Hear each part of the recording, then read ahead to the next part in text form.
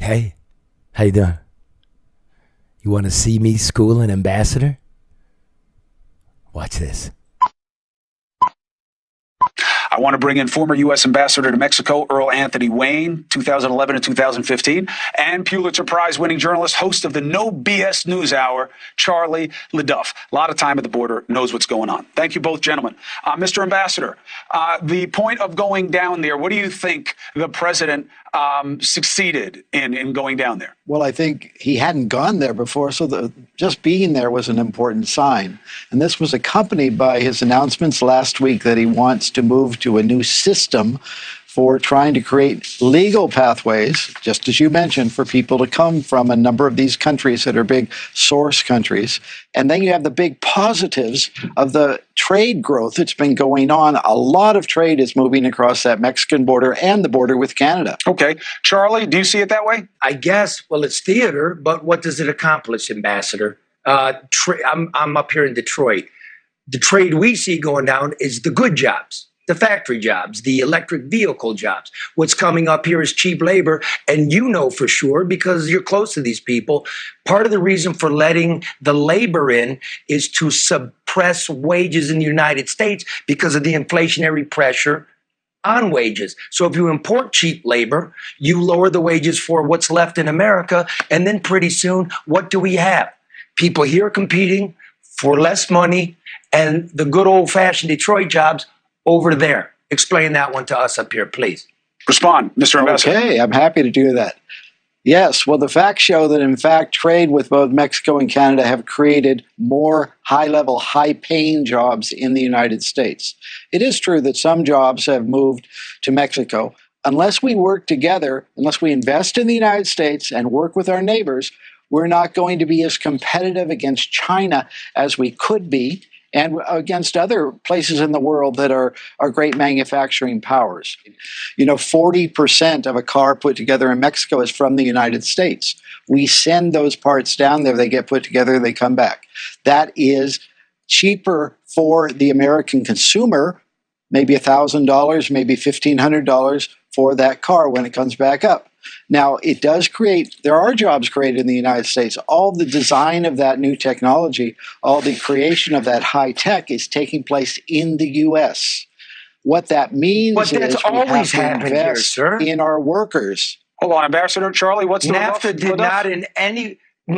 not in any way create any high-tech jobs. High-tech created high-tech jobs. Americans have always designed the cars. You just said that 60% of the parts that go into a car are in Mexico, and the assemblage goes on in Mexico.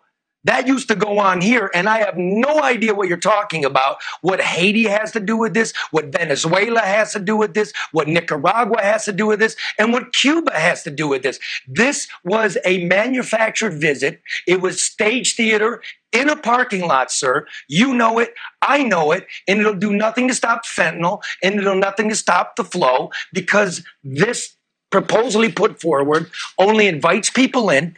30,000 get to come in from these four countries, 30,000 will be ejected, and there's fully another 30,000 that we don't know what to do with from these countries, and the other 150,000.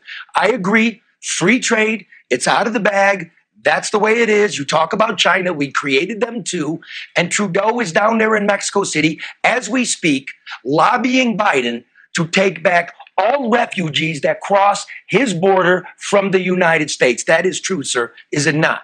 Well, I think we have to look at the whole agenda that they're working on and not just pick one little part of a visit. We do need to work with these neighbors if we're going to compete effectively against China and others in the world. That's what this is about. The migration problem is a big problem. It's going to take a while. Mr. Ambassador, I appreciate your indulgence of the conversation. Charlie, I love you in high dudgeon, brother. I love you in high dudgeon. When your arms are folded, I'm a happy man. We'll keep talking about this. We'll go down there. Charlie LeDuff has done the work.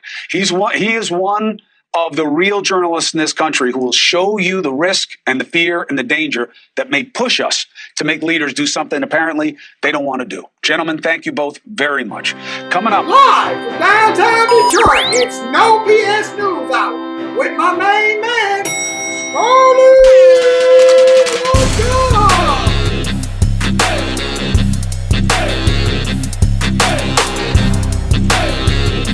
na. No bullshit!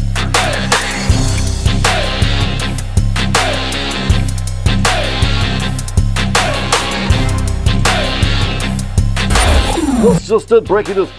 No more bullshit. No more bullshit. Now, what you just saw there is the profession of politics is inhabited by people too ugly for a career of stage and screen. Professional adult pretenders, side talkers. The latest proof played out in the no man's land known as the southwestern border this week. Before arriving in Mexico City to meet with President Andres Lopez Obrador and Canadian Prime Minister Justin Trudeau, President Joe Biden made a theatrical stop to Texas. The streets were conspicuously sanitized. Believe me when I tell you, El Paso never looked so clean. The fact-finding mission came just days after the Mexican military captured Ovidio the Rat Guzman, son of Joaquin El Chapo Guzman, and heir to the Sinaloa cartel crime syndicate. Joe wanted something done about the avalanche of fentanyl pouring across the border since the Republicans were bitching about it and making it a scene before he arrived for his 4-hour photo op in El Paso. And listo! Guzman the Rat is in a cage. It was a remarkable bit of stagecraft from Mexico. Raging gun battles, burning school buses, child soldiers, and the Rat taken into custody, dressed in a crisp Oxford and a clean ball cap. But don't be fooled into thinking there's a new era of cooperation in the NAFTA bloc, because the tentacles of the cartel reach to the very top of Mexican government.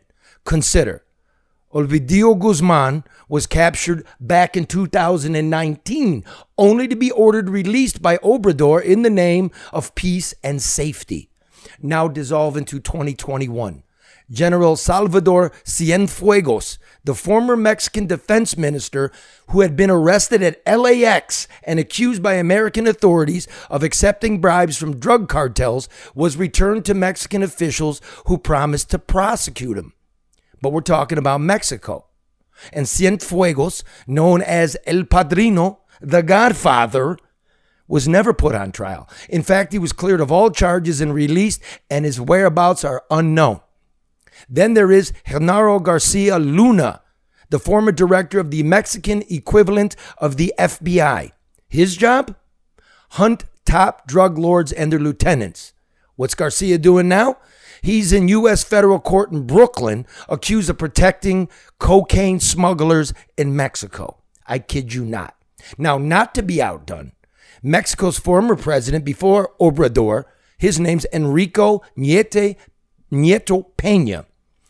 He was fingered by a federal witness, a Colombian drug boss, in court, claiming that he saw Nieto accept a $100 million bribe from El Chapo.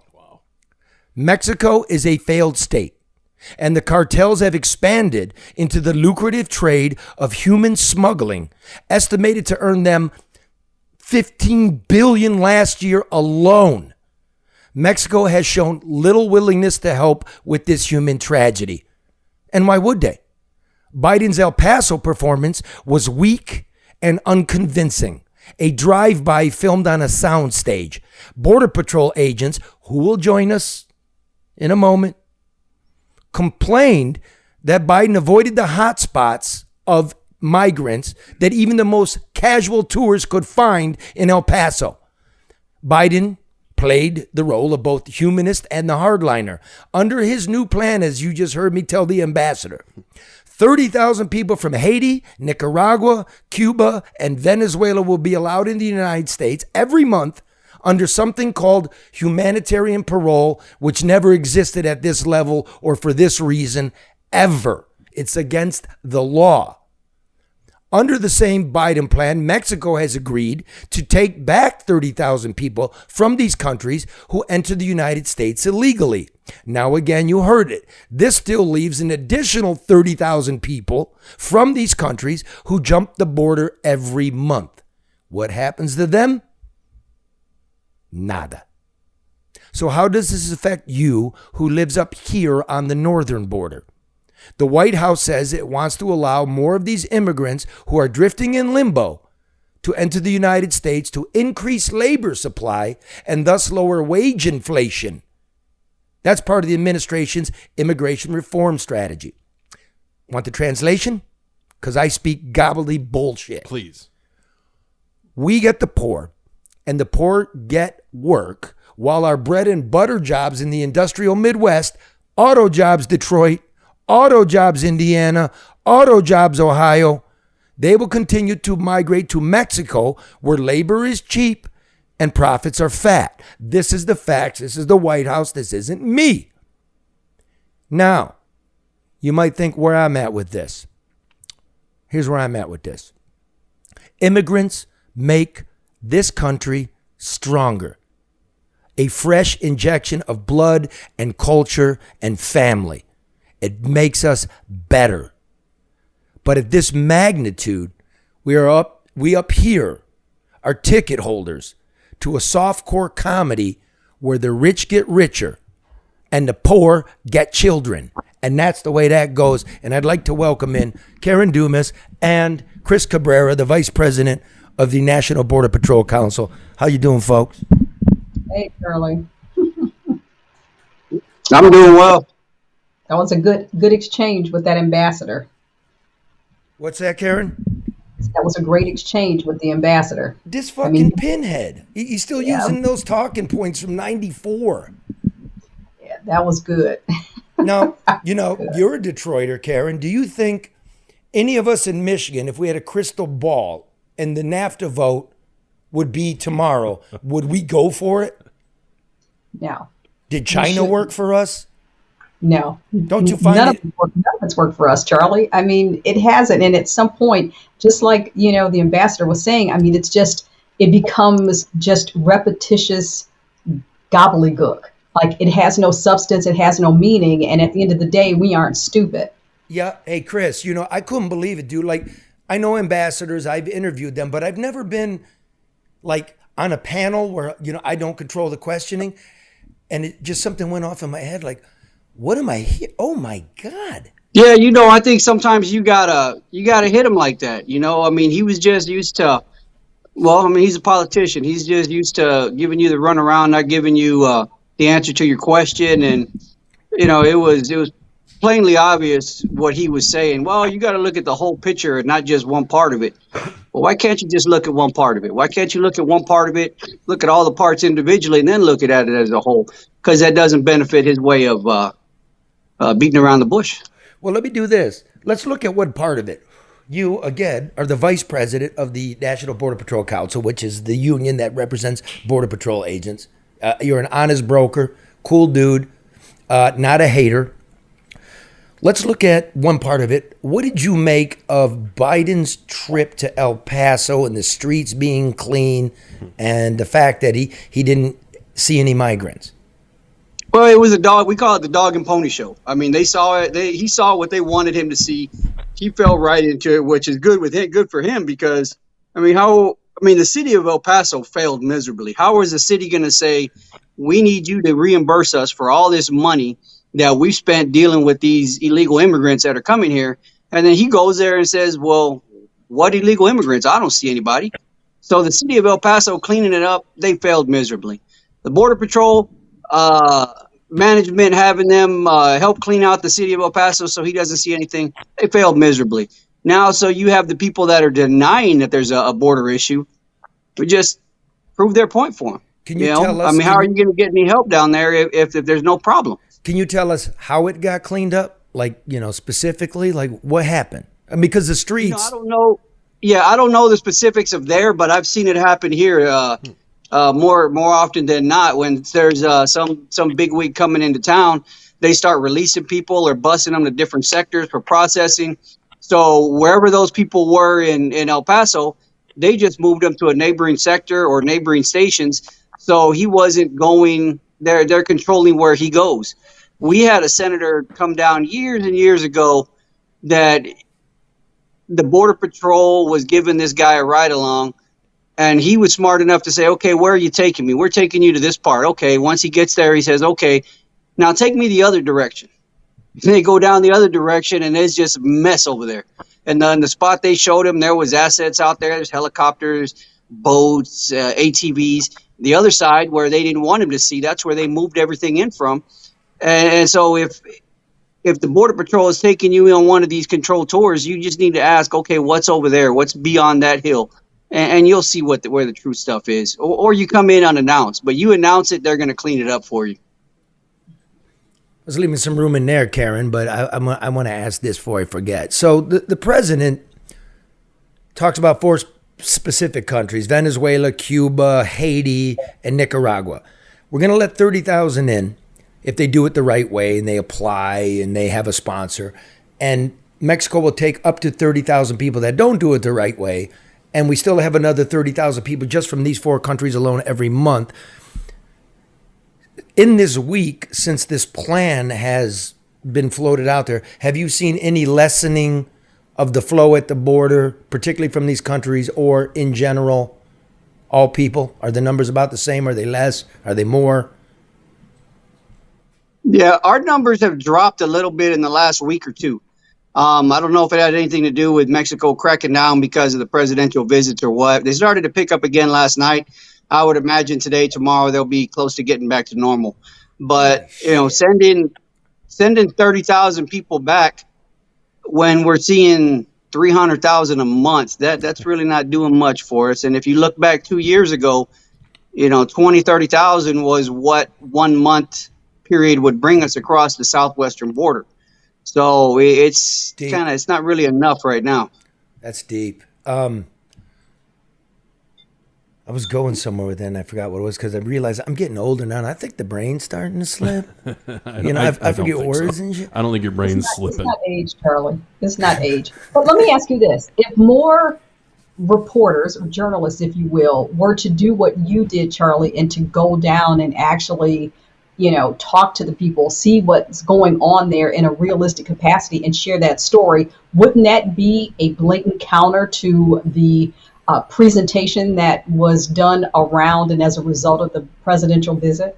Well, it's the reason to go there, the reason to have Chris on, the reason to be on Chris's program, to talk to the ambassador. I was thinking about that.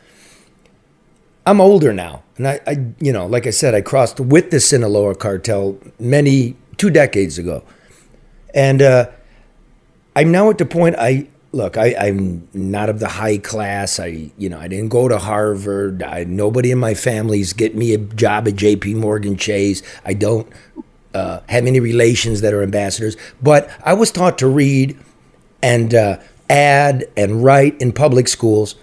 And I know what I know. I know what I see. And I'm not afraid. And that wasn't rehearsed. This stuff's in my brain. And it's the truth. And for anybody to think, you're just afraid of the brown horde and the replacement there. No, not at all, man. I care about how these people are being treated. I care about what you're doing with the... here's Chris. Chris is a bad motherfucker. Can I get this echo turned down? Thank you. Talk to Chris about the life he lives, about what this 50-mile swath, you look at that border, 25 miles. Chris, it's like a wild no man's land. I mean, I don't want to call you a cowboy, but it's just an unimaginable, unbelievable life you're living. People can't believe this. They watch TV shows. They can't believe this. Yeah, I tell people it's like being a kid again. I just get better toys, I get to go out there and play every day, get to go four-wheeling, play in the dirt and chase people. It's like hide and go seek. But, there is an element of danger to it. We've had some deaths here in the not too distant past. And, it's just like any typical law enforcement job. There's always that element there. And, people with guns coming across. And unfortunately, a lot of people don't want to believe that it's happening. And you can have, unless you have, I can't say both sides of the aisle looking into it. I think what you need is, we need to get back to unbiased news, whether it's on the right side or on the left side. That shouldn't apply to the news. Democrat and Republican should have nothing to do with the news. They should just fuck off. Yeah, it needs to be it used to be, hey, this is what happened today in world news. And now it's like, well, this is why I think this happened today. It's got nothing to do with what anybody thinks. Just tell us what happened and let us make our own decision.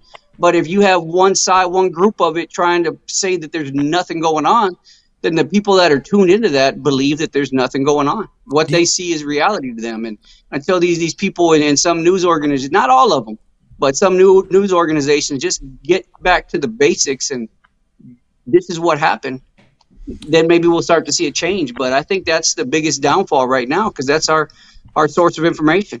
Chris, I don't know how you do it because it feels or it seems really exhausting with all the different facets you have to deal with.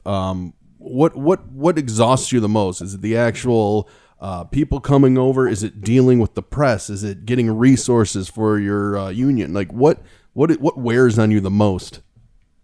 The thing that wears on me the most, I try to not let anything get to me, but the one thing that does get to me is these kids, seeing what happens to these kids. Even if nothing happens to these kids, seeing these kids travel great distances by themselves. The other day I had an 11 and 12-year-old girl that the 12-year-old was having respiratory distress. Ugh. So I'm also, as a Border Patrol agent, I'm also a certified EMT. So I got called over to help her out. And, I got her feeling good and, gave her some oxygen and she was good. And come talking to her and her sister, they had been walking for 3.5 months alone. Wow. With different smuggling groups, but alone. How old were they? 11 and 12. Fuck. And the parents were already here. The parents were already in Baltimore. Can I throw this in? I'll tell you why. Because what Mexico did just around election time, and the law came into effect when Biden took office, which Mexico will no longer accept deported children or families. Knowing this, children and families came, and that's when it started. Yeah, when Trump had the Remain in Mexico, it was for everybody. And then Biden did away with it, and then he tried to put it back in place, and they said, okay, well, we'll take families with kids over a certain age, but not under a certain age. So these 11 and 12-year-old girls fell into the group that if they came with a parent, they would all get sent back. So the parent came by themselves and sent for the kids, and that's what we're seeing. We're seeing groups of 11-year-old girls, 7-year-old girls, 8-year-old kids coming in groups together without their parents who are already here. And any parent that puts their kid into that kind of journey alone doesn't deserve to have that kid back, but yet we're giving them that kid back. And that's the one that gets me the most is these kids that have to go through this, even outside of any type of issues that, even if they got here and nothing was wrong with them, just the fact that a 10-year-old has to take a journey like that without their parent, that's what bothers me. Now, if I might, I mean, people know the background of Karen and myself, and there's a point to be made here. It all gets tied up in bullshit talking points in Twitter and, calling each other out and racist and just boiling on each other. Noise. You are a Mexican American. Is that correct, sir? That is correct. That means you're a Latin man. So, yes. Are you some racist or a self-hater? I mean, you're chasing people from Latin America. You understand what I'm saying? What I know about the Border Patrol is about probably 70% are of Latin heritage. Is that about right? So easy, yeah. So if you could, I mean, because everything's getting wrapped. Everybody's lying. Everybody's lying and looking for easy shit. And it's not about racism. It's not about fear. It's about order. And where I'm coming from, I'm wondering where you're coming from. Yeah, I mean, I had one of my wife's nieces a while back told me, how could you do this to your own people? And I said, well, first off, my own people. I mean, I was born here, and I'm an American. There are a lot of brown folks coming, and but for the grace of God, I was born on this side, and who knows? If I was born over there, I'd probably try and come across anyway. Because my man, But at the same time, I tell people the way you do this job the right way is you do it with compassion. You do it with humanity and compassion. You treat everybody the way you want to. If I do it as if my grandmother was watching me. I'm only going to act a certain way if my grandmother's watching me, and so I try and conduct myself accordingly, especially when I'm doing my job. And you treat everybody with dignity and respect until they give you a reason not to. Well, I mean, some of my family pretty much chiseled on my grandma, in the dying days. And when I left, I got my grandpa's watch. That was it. So you understand there's all kinds of people in Yeah, that's a terrible thing. I've seen that happen all too often. Yeah. So, that's in the end, there's 340 million of us, and we all got to make decisions together. And America's becoming disordered. I'm not like, I got to wipe my ass 14 times on the right side, 13 times on the left side, rinse my hand 20 times, knock on the light and go out. I'm not like all hung up like that. But when you got a massive society like this, there got to be rules. Got to be order. Yeah, there has to be. I mean, there has to be. It's just like at your house. How do people come in through the front door? Everybody brings up this Ellis Island. Bring me your tired, your weak, your huddled masses. Okay, I get that. But they all went to a certain spot before they came in. They just didn't come in all, willy-nilly wherever they wanted to. There's rules. And if the first thing you do in our country is break the law, how can we expect you to do anything else the right way? If you want to come in here, great. We need good people. We need hardworking people. We do. The country needs it.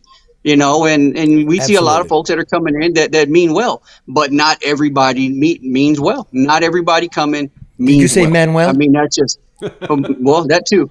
Not everybody that comes in is, it means to do right by our country. So we need to check who they are. And if you're coming in, you plan to do the right thing, you're hard working, you got a plan. Hey, let's go. Let's do it. But if you just coming in here to create chaos and be a drain on things, well, we got a lot of those already, homegrown, born here. We don't need to import anymore. Is it so difficult for this country to put a process in place so that, there is an orderly manner by which they can come in and we can make sure that they are coming in under the right terms and conditions and under the right circumstances? Is that really too much to ask? I vote for Karen. I don't think it should be. If this was a for-profit company, you figured they'd have something worked out by now. I mean, just look at any drive-through at Chick-fil-A, the efficiency they got going on there. But if that was run by the government, I mean, you'd never get through that damn line. And if the Border Patrol was a for-profit company, it would have been bankrupt years ago. They just, for some reason, they figure, not the Border Patrol, but the government in general, that, we'll do it, but we need to create a study to do this and do that. This has been going on since 2013, and there's no end in sight. I don't think there's any desire for them to fix this. You talking about profit and whatnot. I mean, this is the White House's plan, not mine. Again, you can Google it. I actually talked to him. Y'all can Google it. Let's introduce some labor because we have excess jobs. The Fed's trying to get rid of excess jobs. Our jobs are going down there. The price of Mexican labor is half the price of Chinese labor when you add it all up, shipping and all of that. And yet the Mexican labor is twice as sophisticated as Chinese labor. So naturally we had a billionaire shipping magnate on this show, and he goes, Mexico's the place to be. Yep. These are the facts. So, Karen, when we're living in Detroit, and every dollar's precious, and it's slipping away, and everybody's renting and turning their socks inside out, and the schools are fucking horrible, and all these billionaires are manipulating everything. When that ambassador says to me, oh, it's great because the consumer gets a car for $1,000 less. But the stockholders and the CEOs and all these people, their profit and their stock prices go up. How does that benefit society writ large? We're in Detroit. It doesn't, Charlie. I mean, it doesn't. And you can look around and you can see how it doesn't benefit us. I mean, and that's the amazing thing. That the disappointing thing is that people know that none of this is beneficial to us and that it's exploitative of the residents here. But people don't want to say that publicly. They don't want to be ridiculed or criticized as being the naysayer. But every time one of these announcements are made, my phone is blowing up. I mean, people are they know it's bad. And it's amazing that we just keep getting these announcements, more money behind more money. And, the quality of life for residents here continues to decline and everything is fine. one of our very smart community members. There is a core of really smart, connected people that clue us into things. She sent me a quotation from the Reverend Dr. Martin Luther King Jr., who said, "Socialism is for the rich, and rugged individualism is for the poor." Yep. That's about it. It's corporate socialism. They pick in the winners and the losers, and we're the losers. Now, Mark. Yes. A reporter did ask this genius, the White House press secretary, Yeah. who doesn't have a thought if it's not written in the book, Corinne Jean-Pierre. Sorry. It's just the most unimpressive She's not very good. press secretary. And there have been a lot of unimpressive press secretaries. Reporter asked her this. Why didn't President Biden want to see what's really going on at the border? He did see exactly what's going on at the border. He didn't talk to any migrants, and he didn't go anywhere that people actually cross illegally. Why not? But he went to the migrant center, which was a critical place to be when you think about the partners who are our partners who are helping support the migrants on the ground there. There happened to be no migrants at the facility at the time that he visited. But let's because El Paso has been crushed. The shelters are full. There are overflow migrants sleeping in the streets, and then it's just a coincidence that suddenly the president shows up and. Well, let me talk about what's going on in El Paso, right? El Paso did go down significantly prior to the president's visit by about 70%. And that's a good thing, Peter. That's a good thing that we've seen the numbers go down. And that is something that we should be saying, okay, that's a good job there. Every time she stutters, she's lost her place where she's reading. Well, you can see her flip through her notes. Yeah, and then she's looking for the 70%. So, Chris, why was the board? Why was this overflow immigrant center had nobody in it? They bust everybody out. So everything is Isn't nice that a good thing? Yeah, Would they bust them to Honolulu? I feel so bad. That woman must have the highest stress levels of anybody on the face of this earth. You know, they hit her with stuff, and she's not, either she doesn't know, which I don't think she doesn't know. I guess she's just not allowed to say it. And man, every time I see that poor woman, I feel bad for her because she's just getting hammered day in and day out, and she's not allowed to say anything. She must just go home just stressed out beyond belief. I'm but yeah, I'm going to shout it from the top of the cinder block. Tell the truth. Yeah, right. The truth will fix things. Soylent Green is made out of people. Unlikely. Chris, what's up? They just bust everybody out. They move it around. So, you know, we see it all the time down We where got the answer, bro. They bust them out. That's the vice president of the Border Patrol Union. He knows. Yeah. And then once he leaves, they'll bust him right back in. Well, that's what I was wondering. What's El Paso like now? She claims there was a 70%, which just seems like a number. He told you, like, the numbers went down. They're seeing them again. Give it a week. It'll be back. And by that, I remember when my old man brain fart. Do you think we're going to let 30,000 people in, right? Do you think down all through the peninsula, all through the continents, that people are hearing, holy shit, Biden's letting people in? Do you think that's what's probably going to happen here? Oh, yeah. And whether or not they get the messaging the right way, they're just going to hear that people are they're allowed to come in, and it just sets off a flood of humanity. I mean, you look at the numbers we're getting now. The numbers we're getting now are huge, and it's going to get even worse. And it's not just a few countries filled with brown folks. I mean, they're coming from all around the globe. We're seeing dodgers from Russia coming. I don't want no draft dodger from Russia coming in here. We're seeing Russians, we're seeing Ukrainians, we're seeing Romanians, Polish, Chinese, India, all of the stands, Pakistan, Uzbekistan, anything with a stand on it's coming. Everybody's coming. It's not just, you know, a couple brown folks from down south. No, that's just not the case. So, Mark, what did get accomplished from that trip during the summit with Biden and Trudeau and Obrador? The only accomplishment was basically finding missing documents in Biden's part-time office. The only news coming out. What'd you guys come up with? First, I'd like to talk about the fucking top secret documents in my closet. It was a complete and utter failure. Because honestly, you watch the news, the only stories was that dog and pony show, like Chris said, right? We all saw that. That was ridiculous. And now, he pulled the Trump. He's got missing documents in this office at the University of Delaware, Pennsylvania, where I can't remember. University of Pennsylvania. I came up with some bullshit chair Center. for you to sit in, and there's a closet. And now his house. I mean, it's a complete and now his utter house? embarrassment. And what's frustrating? Yeah. I've been busy putting the show together. There's he's in the house. Yeah, in his garage. In his garage. Yeah. Yeah. In his garage. And the frustrating thing is there's been a complete and utter flip from all the political talking heads. You have the Republicans when Trump was subpoenaed for his documents saying, this is nothing. Those documents aren't that important. And the Democrats are saying, we must investigate. And what do you know? Now it's the exact opposite, where you have the Republicans saying, we must investigate. We're in charge of the House now. And yet the Democrats are like, he wasn't subpoenaed. These are nothing. But nobody knows what's in it. It's just an utter embarrassment. It's a nothing burger. It was under Trump, and he's got the special counsel. This is a nothing burger. Mm-hmm. Nixon erases 18 minutes of tape. Clinton's national security advisors going to the National Archives and shoving documents in his socks and down his underpants and shit.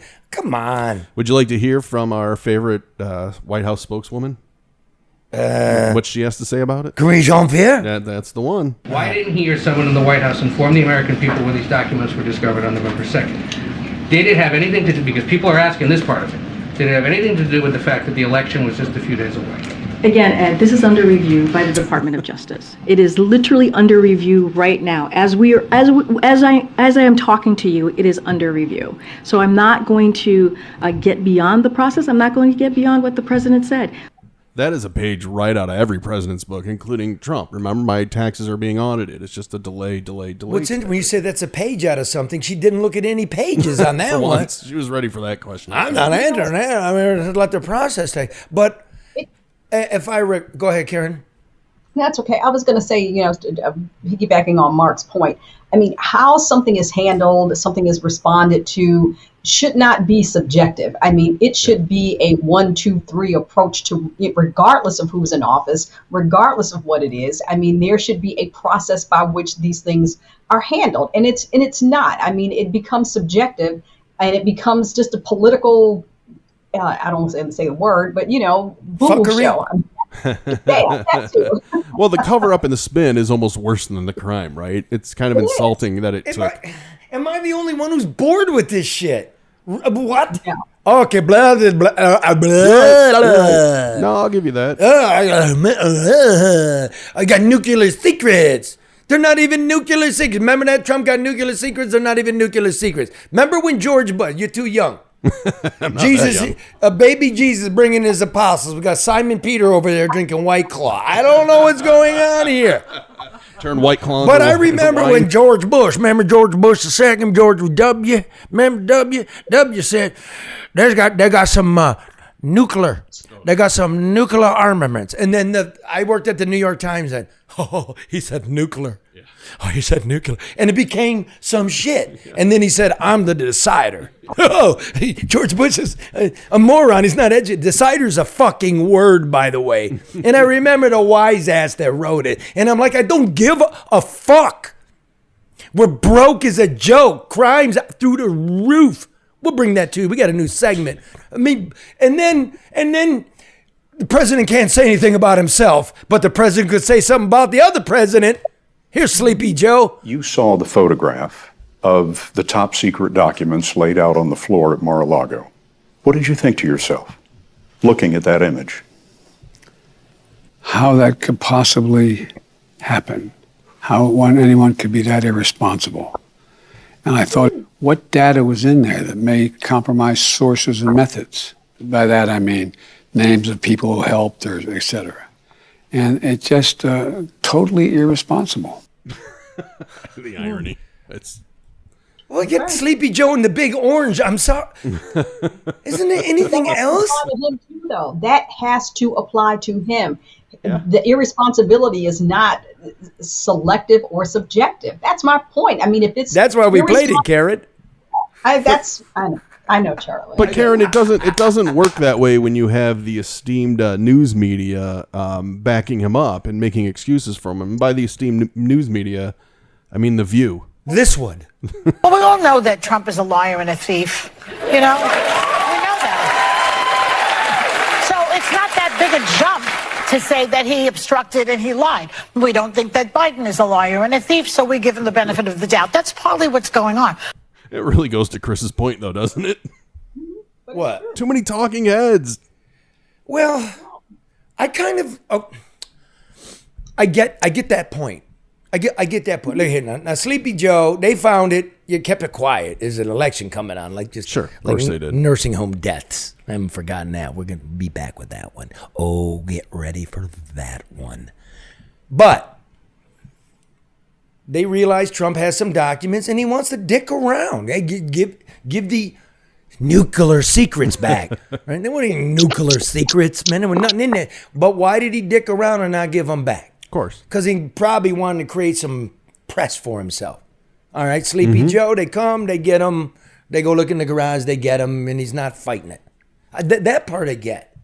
Well, but holding on to him, before the election, I mean, that's just, it's a little, I get a little, that. I know why he get did that it, part too. but no side is better than the other. It's the same. Okay, you're right. It just is. But the guy made a bigger show out of it, did he not? I mean, Trump? Yeah. Well, he had to be subpoenaed for it. I think he just didn't want to give him back because he wanted him. I mean, Trump throughout the whole thing never mentioned that this was going on. You know what I'm saying? What do I fucking care? Again, what do we really do with Chris? You know what this is? It's just distraction from the real, man. I agree. It's just it's a whole bunch of nonsense, and I think Trump should have gave those damn papers back. At least he knew where the hell they were, though. That's a good point. I agree. Hey, did you call my man? I'll call him now. Like I asked you. All right, hey, we got to let me take a break here and tell you about Legacy Partners. Everybody, since they started really pushing their product and what they do, which is they shop for the best insurance for you. Yes. I was listening to the Drew and Mike podcast this morning. Oh. Guy call in on the boner line. Yeah. Raving about it. There's emails coming in.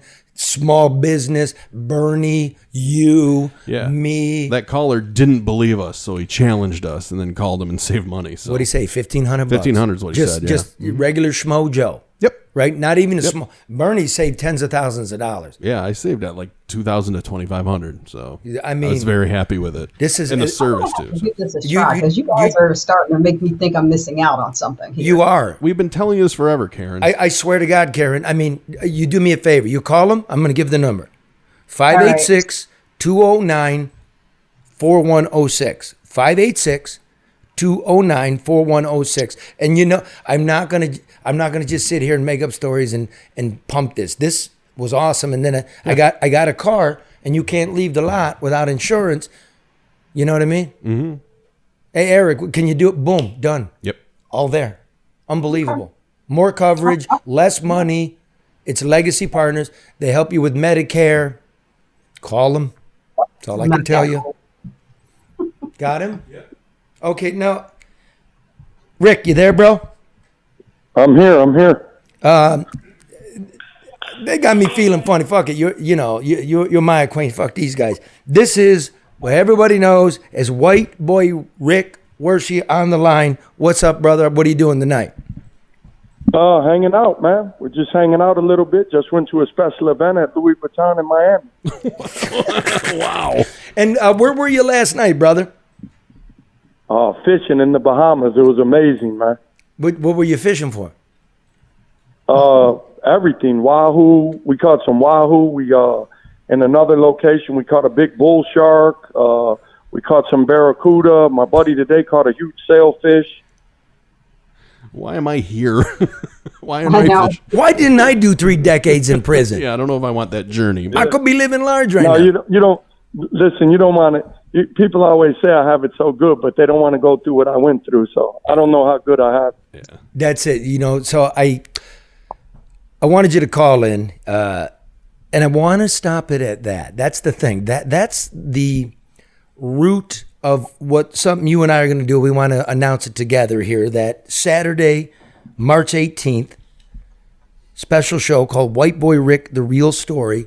Me and you together on the stage with video, the whole nine, no holds barred.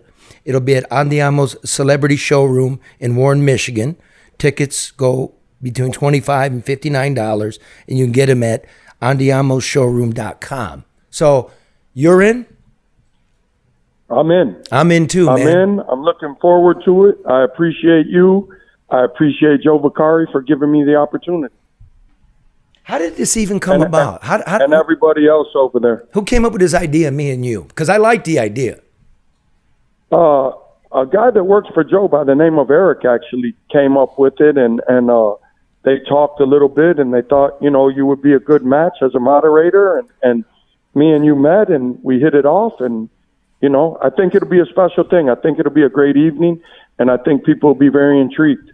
Yeah, I've been doing a lot of reading on you, man. So you and I are going to get together and talk about your life, so I know what I'm talking about. I mean, there's a lot of stuff out there. Some true, some not true, some half-truths. Mostly not true. Let's be real. Mostly not true. The movie was fake. Mostly not true. We won't go into all that. We'll make them show up that night, and we'll give them the truth.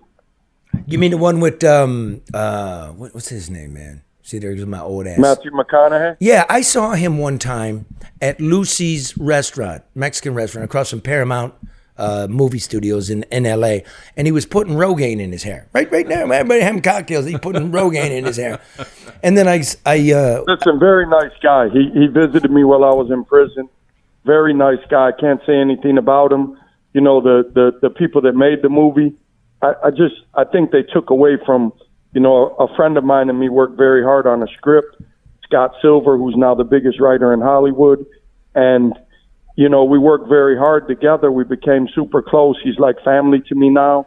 He wrote the new Joker. He's presently filming the new Joker. He wrote 8 Mile. He wrote The Fighter.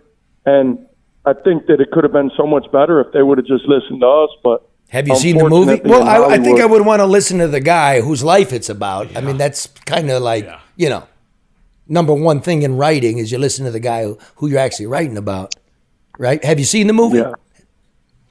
I've never watched the movie. I don't have any plans to watch it. Okay, listen, spoiler alert. You go to prison. Yeah. So. Anyway, man, so I'll look for you soon, all right? I'm really looking forward to this. It's going to be a great thing. It's the real story with it'll be a great evening. It'll be a great evening. And like I said, Eric, Joe, thank you. I mean, it'll be a good evening, man, and it's a good opportunity, and we'll see where things go. All right, brother. Back to Louis Vuitton Swag Fest. There you go. Be safe tonight. Thanks, Rick. All right, thank you, you guys. I appreciate you. Have a good night. You too, man. Wow. Rick so, Charlie, do Mark and I get to come? Do we get to have dinner and sit there and watch? We got to buy tickets. I mean, how do we get left out of everything? Yeah, you get to come. $25 to $59 on theamoshowroom.com. March 18th, right? Got a nice place for you right next to the kitchen, Ken. Whoa. Never. Okay. Look. Yikes. Nothing but class. Too far, Charlie. Oh, you mean too soon? That's too far. Mark, we'll take care of it. Yeah, Mark, we will all go to. Well, you little people will be sitting down there, I'll be in the kitchen. I don't care. I'm really hoping we can get to some real things. Yeah, stuff he hasn't been asked before, more stories. Yeah, I mean he's full of them. Just some deep things.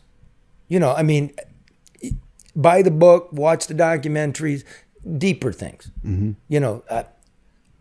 I'm not a real big historian on Rick. I mean, I know the story, right? Mm-hmm. He's one of the top 50 crime stories in the United States in the last century, right? There's no doubt about that. Yep. But you know that. Yep. The human being. Yep. That if you want me in, yeah, we did hit it off. I think I said it on a previous program. I don't know, guy dropped out in 8th grade. He goes to prison at 17. He spends 33 years. He's super fucking bright.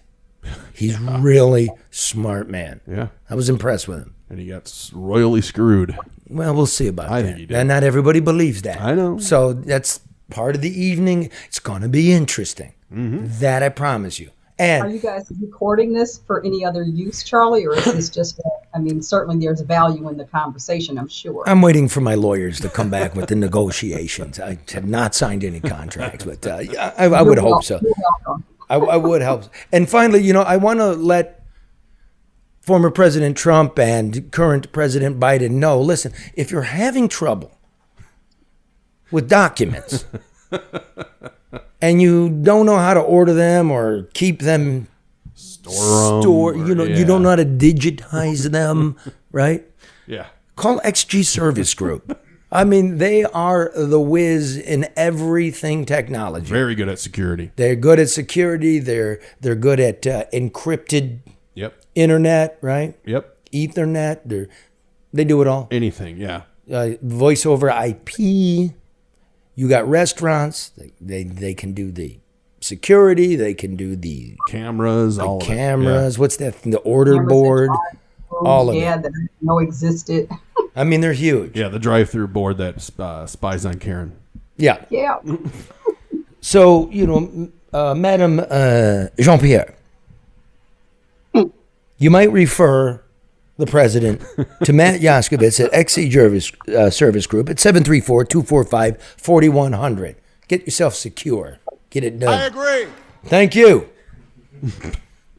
All right. You still with us, Chris? You want to hang for our new segment? Actually, I got to get going right now, man. I got to go pick up my boy. Yeah, I think you swallowed your tobacco, too. So do what you got to do. No, it's right here. Look.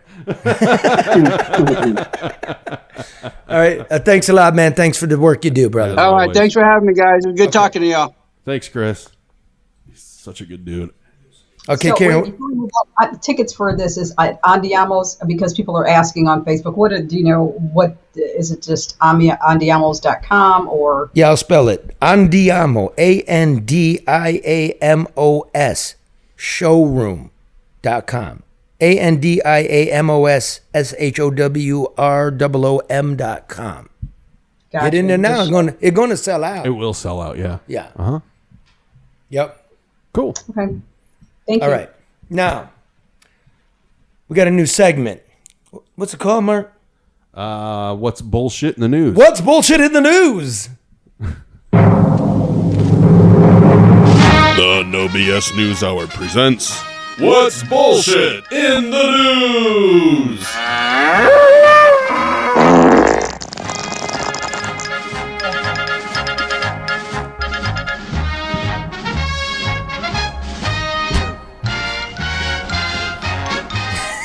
Karen, did you like that?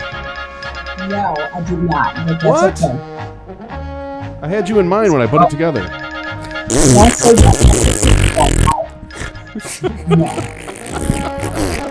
I agree. But there's so much of it, Karen. What children? I think I need a handy wipe. A sponge? Oh, God, don't use that back there. Clorox wipe. Sorry, Karen. Hold on a minute. Okay. All right, here's what's bullshit in the news. Last week we told you Jamie Dimon of JP Morgan Chase decided to bring his corrupt company, who, by the way, just had to announce today, yes, this multi-million-dollar website they designed to help you kids with the college loans, it's a fraud, and they shut it down. All right. What a joke. What a joke. Bullshit. All right, so we showed you last week that Jamie Dimon, the banker to Bernie Madoff, the biggest Ponzi scheme guy in the world, comes to Detroit to make nice, goes on 60 Minutes, and bullshits us. Mm-hmm. Said we're going to redo a whole neighborhood. Let's cut to Detroit Red. He's in the neighborhood. Are you there, Red? That's a bunch of bullshit. I'm in the neighborhood. If he really developed this neighborhood, then I'm fucking Milli Vanilli and I can really sing all them songs we put out. Now, JP Morgan Chase said they were going to put millions into doing the North End, and Red happens to be at the most famous house in the North End. What is that broken down piece of shit behind you, Red? That is the famous Gilchrist house, which Lieutenant Governor Garland Gilchrist house. Yes, it is. It's been through more hands than a Woodward hooker has been through John's. And it still looks like shit. As you can see, it's lovely. It's surrounded by a partial gate that don't even keep the fucking people out. And by the way, it's not even legal. They were supposed to take that down years ago. So let me see. J.P. Morgan's going to come in. The Duggan's talking about redeveloping a neighborhood. The now lieutenant governor buys a little piece in there and he's going to fix it up, but he doesn't fix it up. And then he gets caught when he becomes governor, sells it to a speculator LLC that nobody ever heard of. He hasn't fixed it up. And yet there's some J.P. Morgan Chase money coming through there. I smell a rat. You know what I smell? Hey, they call this, they should rename this, not the north end, the left end. That's what they should rename this, the left out end, because ain't no money over here. I don't see shit. So I can't even find a 10-cent bottle to return. So you've been busting around the neighborhood for a couple of days. Have we seen, I mean, this is a site of a lot of contention in this city about developers, connected people to the emergency manager, to the mayor, Jamie Dimon. Do you see the promised development, Red? No. I see a couple sprinkled pieces of square concrete box bullshit, and that's about it. They don't even fit over here. Look at rest of this is empty lands and still abandoned houses. Just like this beautiful house behind me. How does the lieutenant governor buy that house for $13,000 and sell it for $200,000 and it has no walls? Connections. Now, Karen, crack reporter Karen, who basically used to rough ride the city bureaucracy into doing what was right. Karen, we asked you to find out, where's this magical pool of $200 million in J.P. Morgan Chase money gone? Because we like to continue with what we started. What did we find, Karen? Where is this money? Interestingly, Charlie, nobody seems to know. I mean, and that was both. What? I mean, it's crazy. Yeah, I mean, honestly, because I, reached out to several people who should have known initially in terms of, the commitment and the allocation of that commitment, as well as monitoring where it would have been or where it should be. And nobody knows. Nobody, either they don't know for real and don't want to say, but I did get have a couple conversations and they don't know. They were like, That's a good question. Whatever happened to it? So without revealing sources too closely, I'm going to say you talked to politicos. Mm-hmm. You talk to developer types, the people that would know. Exactly. And then, we're treated to like the biggest fraudulent bank in the history of the world gets 60 minutes to come in here. The mayor's doing a blowjob. Mm-hmm. Hey, everybody in 2019, look what we've been doing. And Red's out. Cut to Red. Oh! Oh! This got less windows than the last time I saw it. Look, I went one step further and asked somebody who was very close to the ground over here in the North End. He's a vet named Willie who sleeps in one of the empty lots that's supposed to be redeveloped, and he said he don't know where the money went either. And again, I love it. Like Willie knows. No, hey, Mark's laughing. We got Willie the homeless guy. Well, Willie's like, there ain't no fucking cranes in here. He hasn't seen anybody come by. Willie knows everything. Yeah, he's the man on the street. Laugh at the reporting, but look. No, I was laughing at I wanted to see Willie. Let's do the totality here. We get a big blowjob. Yeah. Karen can find it if it's there. Can't find it. Red goes to the neighborhood. It's not what was promised. Willie the homeless guy. They're not a fucking crane coming in here. There's a couple of Cracker House boxes. Where's this $4.5 million for this block alone? Yeah. It's the lieutenant governor. You understand where you're living, people? I'm sorry. The bigger thing, Charlie, is that after the announcement, does anybody pay attention to what happens thereafter? We cut the ribbon and then what? Like, where is the oversight? Where's the accountability? Like, somebody has to know. And these are people that should have known and who should know. And it was almost as if, oh, wow, I forgot about that. You're right. Let me see. Let's do the next one. Play it again. What's bullshit? Play that for me again, Mark. I love that. What's bullshit in the news? The No BS News Hour presents What's Bullshit in the News? All right, here's what's bullshit in the news. Chris Ilitch, the deadbeat hockey and baseball owner, the one that soaked us for that hockey arena where he didn't produce the jobs, doesn't share revenue, and he didn't build a motherfucking thing around it like he said. Remember? Yep. He promised us a whole city within a city. All right, well, he didn't do it. Well, now he's going to do it.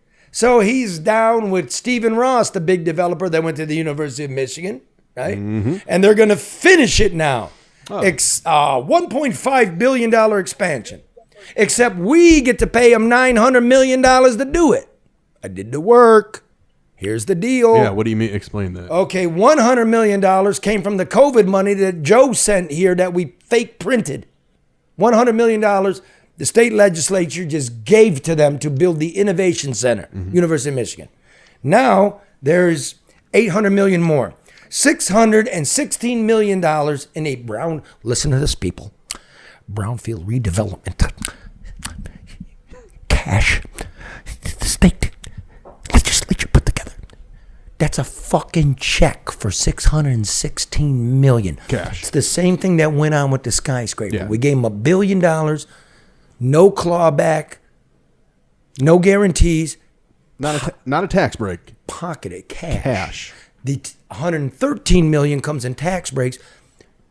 No property tax. I tell you, you can't lose on you this. give me cash to do something, and you already give it to me. I don't know if I'm going to fulfill every single part of the contract. And if we look at the skyscraper or the Q line or the book Exactly. Cadillac or the book tower, it's never written in there. Now, all the people in my neighborhood are like, I'll take that any day of the week. What was sitting there before was nothing. So whatever I can do to make jobs, I'll tell you what, dude, this ain't going to make a nickel of revenue for the city. At least when it was a parking lot, it got taxed. We made more on a parking lot than on this new city within the city. Meanwhile, Where is it? the city's emptying out because nobody wants fucking office space anymore. I got an idea. Let's build more office space. Better yet, you build more office space. So the people in my neighborhood, they're the ones that build the office space, or they're the lawyers that draw the contracts for the office space. You get what I'm saying? Yeah. Or they're the judges that rely on this bull. I'm in a place like they're good people, man, and you know you live in evil. You know this doesn't make any economic sense because when you don't do property taxes, it comes out of the schools. Property taxes go to schools. And Karen, what did we learn about the schools in Michigan this week? Well, Charlie, the 2023 State of Michigan Education Report reflected that Michigan fell to 43rd in fourth grade reading, down from 32nd in 2019. But let's also note that Michigan ranks as the 11th worst state in fourth grade reading, far below the national average. And we are also behind in other states in eighth grade reading math. So we're failing. The whole state, too. That's not a Detroit thing. That's the whole state, No, right? it's not. This is a state thing. Yeah. But Detroit hurts harder, though. Yeah. Detroit does. Okay. I can't help but imagine that. But from an urban center in the largest city in the state, that we're taking the hardest hit. But what we're doing is preparing our children for failure. Yep. I mean, this is that systemic challenge that continues to place a segment of our population at a disadvantage. Correct me if I'm wrong, Karen. We fell the hardest, according to this report, right? Michigan fell the hardest. And Yes. the report, I casually read it, shows that a lot of this collapse has to do with the lockdown policies in this state. That was one of the main reasons. Very heavy lockdown policies. We fell the hardest. It's not forgotten. Those nursing home people are still dead. You didn't count them. This was cataclysm. Sorry. It's not bullshit. Give it to me, Mark. We've been telling the truth. This is a sin. I don't got no rich people. Even if I had rich people, I wouldn't live like this. It's unbelievable. Let me tell you something about the skyscraper that's not getting built. We told you years ago, it's not getting built. It's going to be a liquor store with chrome on it and a gas station where they check your oil in and wear a bib and a hat. It's like an American Coney Island. It pays its own way. There was a skyscraper, Four Seasons in Nashville. I'm just going to give you the timeline, thanks to one of our very dear and important listeners. And if you've got any art, any journalism, any music, and you want to be part of this program, we're happy to have you. Go to the website, contact us. I'm not sure where. You'll figure it out. It's on there. Yeah, you'll figure it out. Four Seasons Nashville, March 2019. The developer purchased the land for $35 million. We gave that to Gilbert for $1. Wow. April of 2019. They got $360 million in financing. Gilbert never got financing, but he did get the check out of our pockets that we don't get back. June 2019. Groundbreaking, 40 floors, luxury hotel and residences. January 9, 2020. Pre-sales of the residences are announced. February 2022. $300 million in pre-sales of residents. Nothing here. They're not even. There's not even a sign up there. Hey man, we're building fucking condos. There, not one. I got a friend, another listener. She went to the website and put her name in. I'm curious about a condo. Haven't heard back. What's that tell you? Well, there's no hurry. Let's cut to Red out there. All right, let's cut away from Red.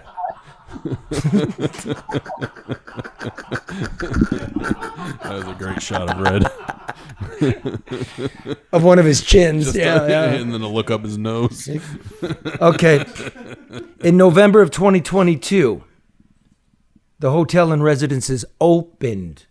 They built it through COVID. So this we're delayed by COVID is bullshit. 3.5 years during COVID, they could build it and open it and get people in there. They built the Circa Casino in Vegas during COVID. This is bullshit. We had the skyscraper specialist. I remember him.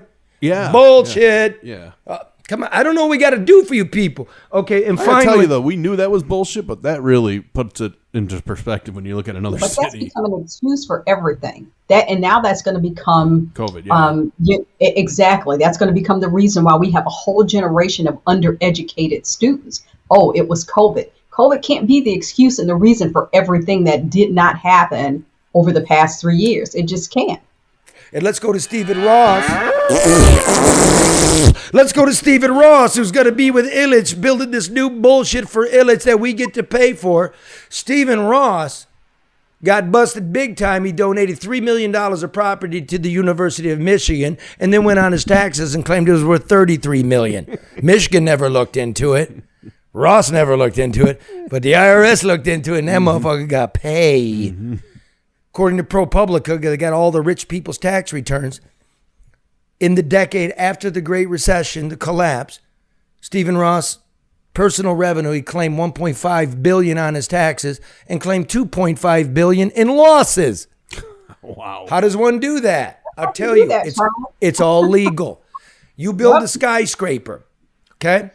The skyscraper could double in value. That doesn't matter. According to tax law, like Trump, you're allowed to depreciate that building, even if it's appreciating. It's right. It's called depreciation. Yep. So let's call it 10% a year in depreciation. It's $1 billion. You get to, off the top, claim $100 million in losses a year against your taxes. If you actually really truly lost, you get to bank the loss.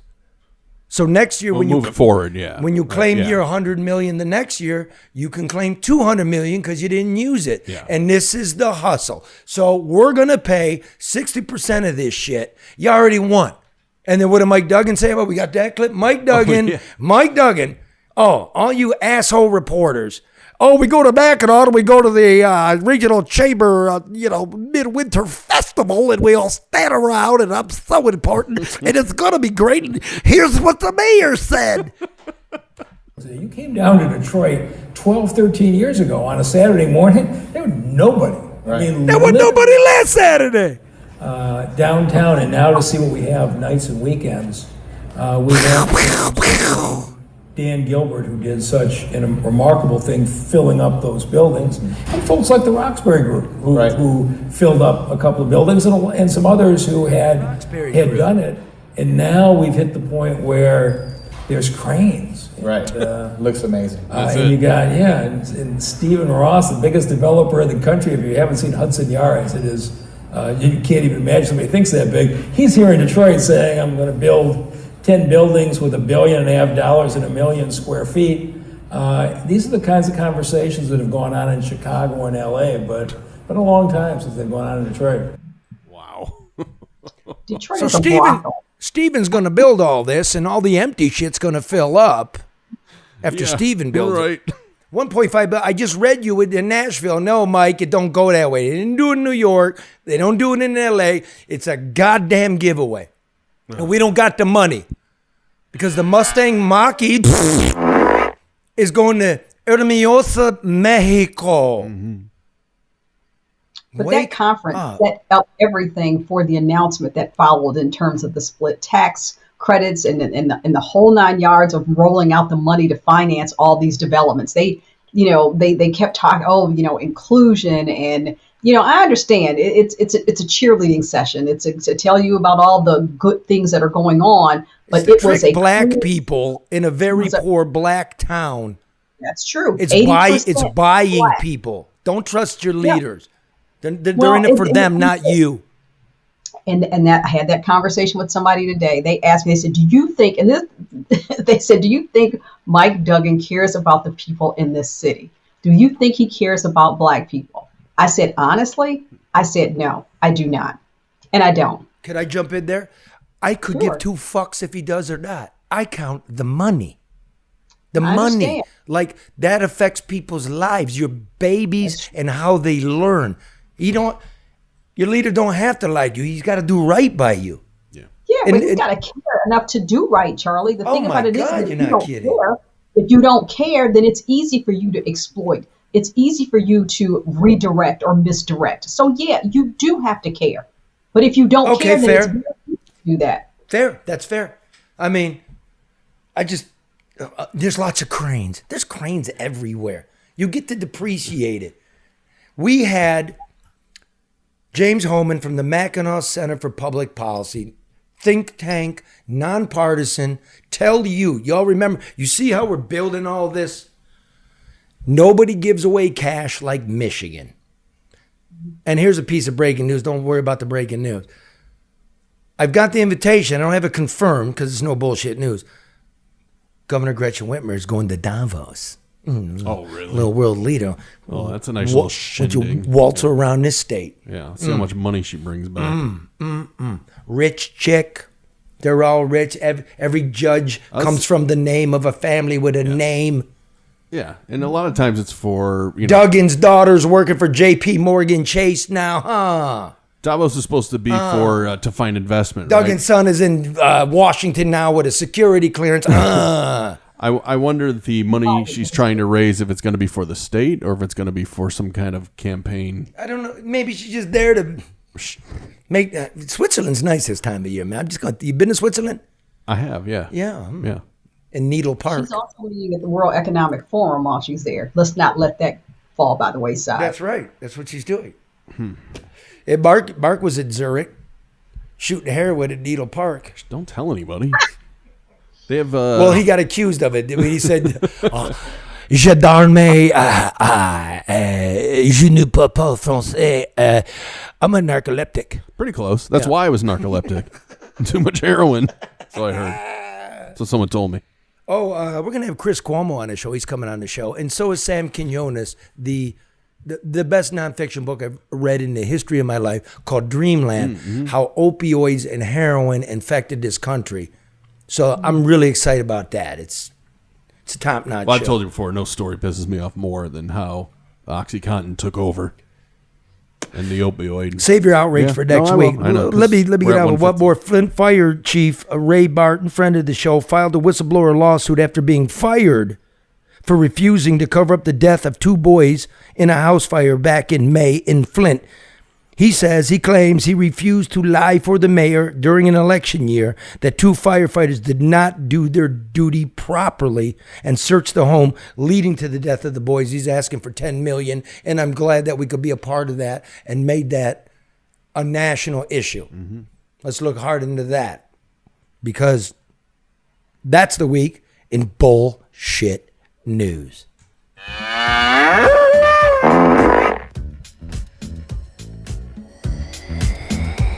Fuck, I got a parking ticket! That's bullshit. It's the only fucking department that works in the city. Nothing else works. I got this one. Detroit had 308 homicides last year. I got the number. I shook it out of the tree. There's another 37 homicides they're not counting because they're calling them self-defense. I'm going to give you a frame of reference. Last year in America total, 310 homicides were reported across America in the name of self-defense. And yet somehow we've got 12% of all self-defense homicides. Must be a They're not telling you. loose definition of self-defense. I don't got a lot of faith the police are going to show up. Kablam, kablam. Never mind that. Be happy. See you Monday for the No Bullshit Lunch Hour.